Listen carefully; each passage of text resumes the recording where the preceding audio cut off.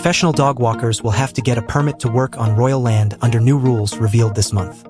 Windsor Great Park, Swinley Forest, and Buttersteep Forest, all owned by the Crown Estate, will require professional dog walkers to obtain a permit to use their land from the end of March.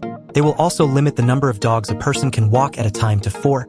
But Sarah Stanford, from Datchet, near Windsor, Berks, says she needs to walk 6 dogs at once for her business to be viable, and claims she has not been given enough notice to finance an expensive new license. The dog walker, who has 18 years experience, says she is insured to walk 6 dogs, as are many of her colleagues. She therefore does not understand why the Crown Estate have introduced the for-dog rule, and is worried she will no longer be able to afford to run her business once the changes come into force. Sarah, 59, said, "To make any of our businesses viable, we need to be able to walk 6 dogs. We're all insured to walk 6, and insurers are the pickiest people in the world. So I'm really not sure where the number 4 has come from. There was no proper consultation about this, and it means that I'll have to completely change my business model. Costs will have to be passed on to my customers, and I worry I'll lose business as a result. It really is near catastrophic." It was announced last week that from March 31st, professional dog walkers using Windsor Great Park, Swinley Forest, and Buttersteep Forest must obtain a permit to keep working there.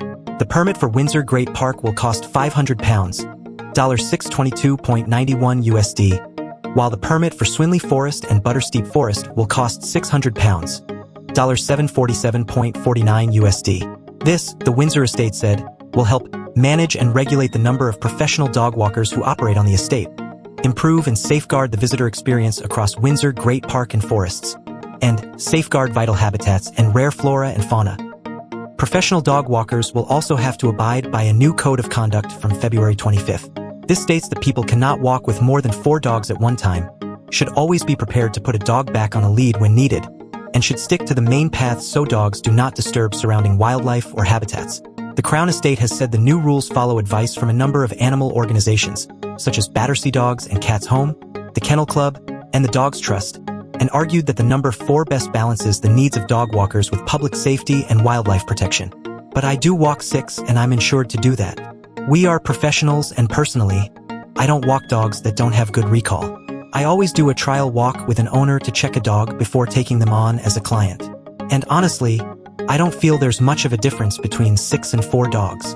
Sarah says she also feels it is unfair to suggest that professional dog walkers are the ones damaging the wildlife and their habitats.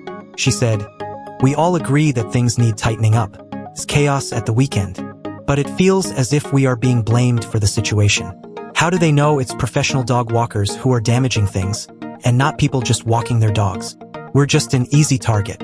It feels like they're using us as whipping boys." Sarah said some of her fellow dog walkers have already decided to quit following the announcement, and she admitted she is fearful for the future of her business. She said, "Some have already thrown the towel in as their businesses just won't be viable, and I'm going to have to up my prices. But with customers already struggling in the current economic climate, I may be put out of business. You already don't make much as a dog walker. It's not a money-spinning business. I just wish they could have consulted us and taken into account how we operate.